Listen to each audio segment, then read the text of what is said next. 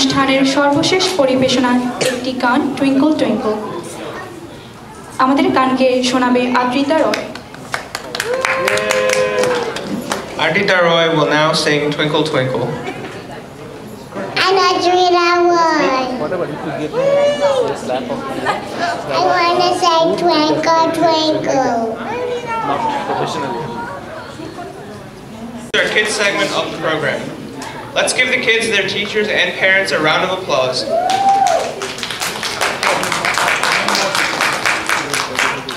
We also thank all of you in the audience for being here this evening to encourage the kids.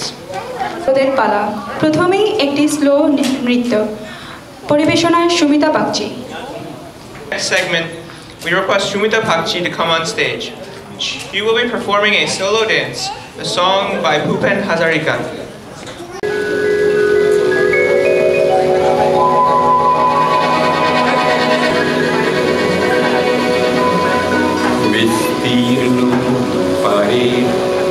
অসংখ্য মানুষের হাহাকার শুনেও নীরবে ও গঙ্গা তুমি গঙ্গা বইছো কেন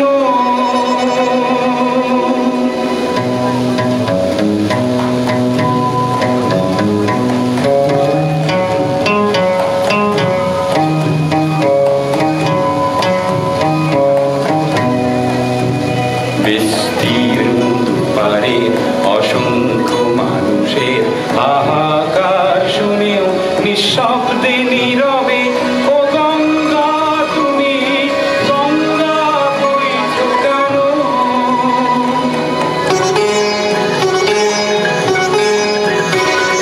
নৈতিকতার স্খলন দেখেও মানবতার পতন দেখেও নির্লজ্জ অলস ভাবে বইছো কেন বিস্তীর্ণ পারের অসংখ্য মানুষের হাহাকার শুনেও নিঃশব্দে নীরবে ও গঙ্গা তুমি ও গঙ্গা বইছো কেন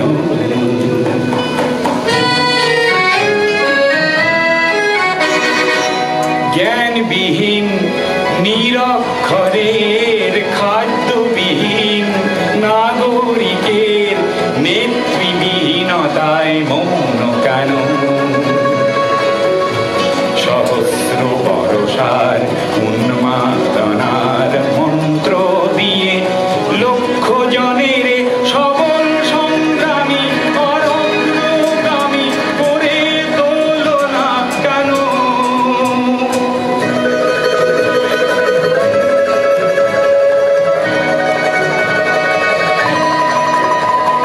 ব্যক্তি যদি ব্যক্তি কেন্দ্রিক সমষ্টি যদি ব্যক্তিত্ব রহিত তবে শিথিল সমাজকে ভাঙো না কেন সহস্র বরসার উন্মাদনার মন্ত্র দিয়ে লক্ষ জনের সবল সংগ্রামী অগ্রগামী করে তোলো না কেন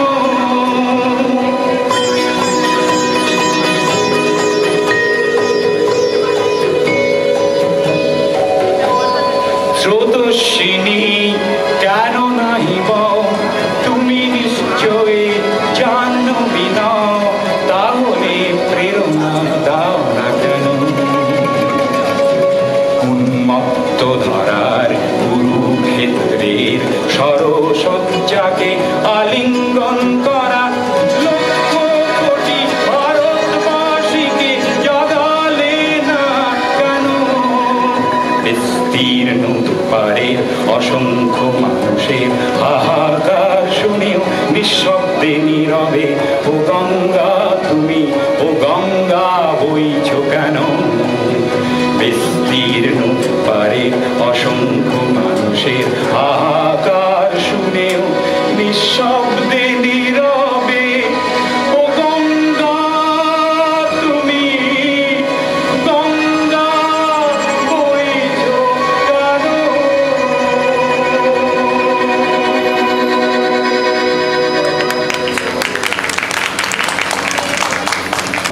সঙ্গীত শিল্পী আমাদের চেনা মুখ নবনীতা রয়। Ask my mother, Nabanita Ray, to come on stage. She will be singing 2 Bengali songs. আজকের এই আনন্দ সন্ধ্যায় আমি আপনাদের সামনে দুটি গান পরিবেশন করব। প্রথমটি একটি রবীন্দ্রসঙ্গীত, আপনাদের খুব চেনা, দেখুন কেমন লাগে।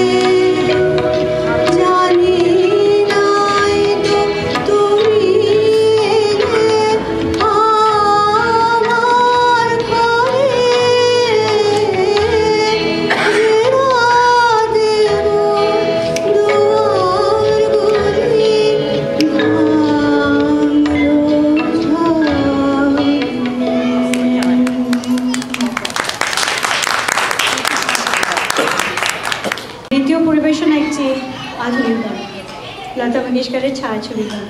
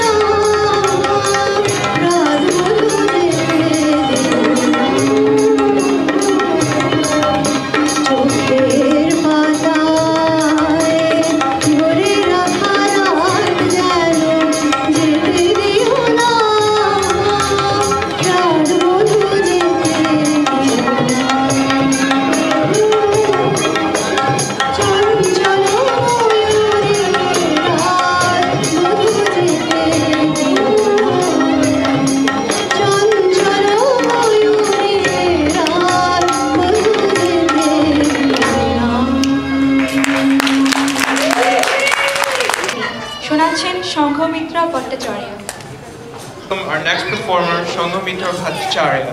She has come all the way from Philadelphia to participate in our pujo and cultural program. Please give her a big hand. She will be reciting a poem.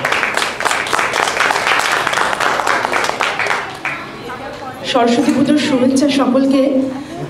নবনীতাকে আর সুতোপাকে একটু বেশিভাবে ধন্যবাদ আমাকে এখানে বারবার করে আসতে বলার জন্য।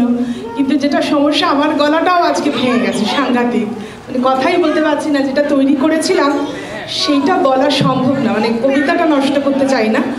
পরে নিশ্চয়ই আসবো, আবার সেটা শোনাবো যেটা ভেবেছি।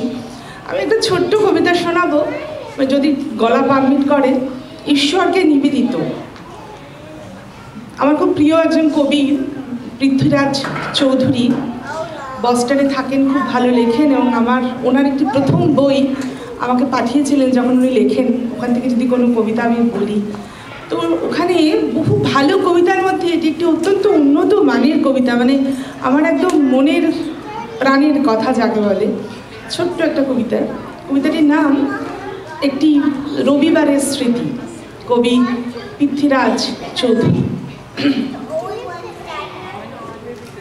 প্রতি রবিবার একটা শান্ত রৌদ্রালয়ে ঈশ্বর এসে বসতেন।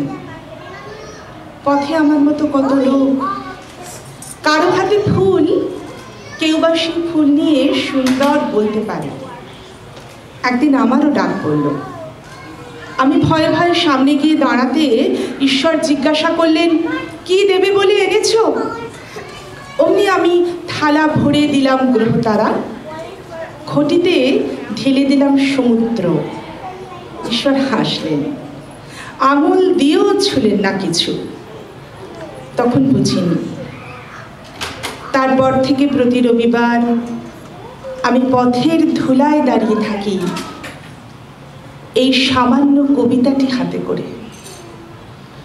অর্থাৎ ঈশ্বরকে যদি কিছু দেবার থাকে তাহলে সেটি আমাদের হৃদয় বা মন, এই ব্যতীত তিনি আর কিছুই চান না। যেখানে হৃদয় সেখানে তিনি এসে ধরা দেন। যেমন কালকে ঝড় ছিল, কিন্তু এখানে মনের টান ছিল বলেই আজকে তিনি এখানে উপস্থিত, মানে সব প্রতিকূলতা কাটিয়ে।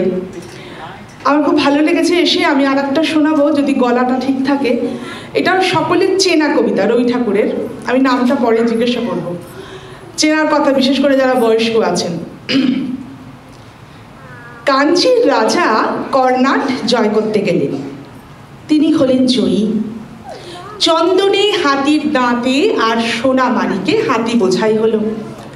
দেশে ফেরবার পথে বলেশ্বরীর মন্দির বলির রক্তে ভাসিয়ে দিয়ে রাজা পুজো দিলেন।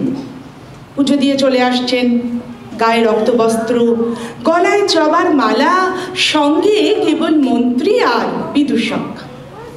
এক জায়গায় দেখলেন পথের ধারে আমবাগানে ছেলেরা খেলা করছে।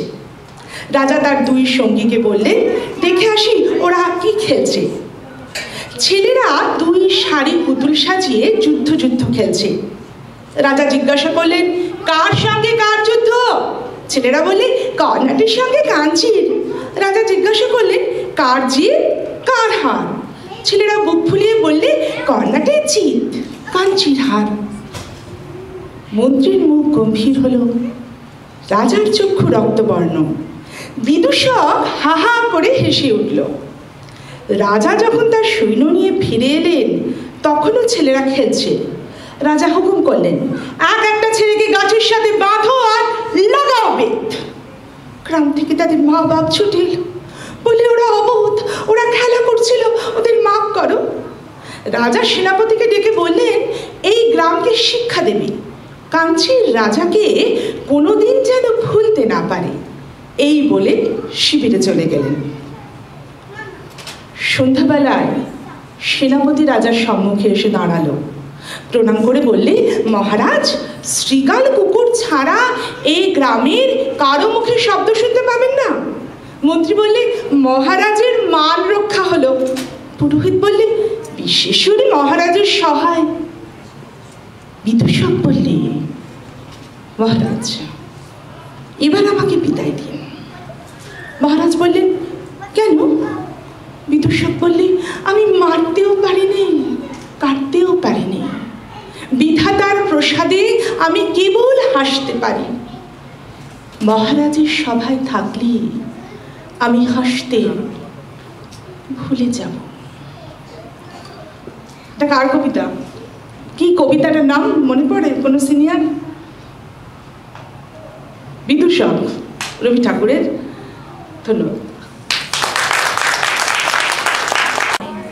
শিল্পী Anwesha Ghosh Dastidar. Songs. Anwesha Ghosh Dostidar is going to steal your hearts with her magical voice. দুটো গান প্রিপেয়ার করেছি, দুটো গানই রোমান্টিক সং। এটা আমার ভালো ওকেশন মনে করি এরকম গান গাওয়ার and this is dedicated to all the couples to all the romantics at heart hope you enjoy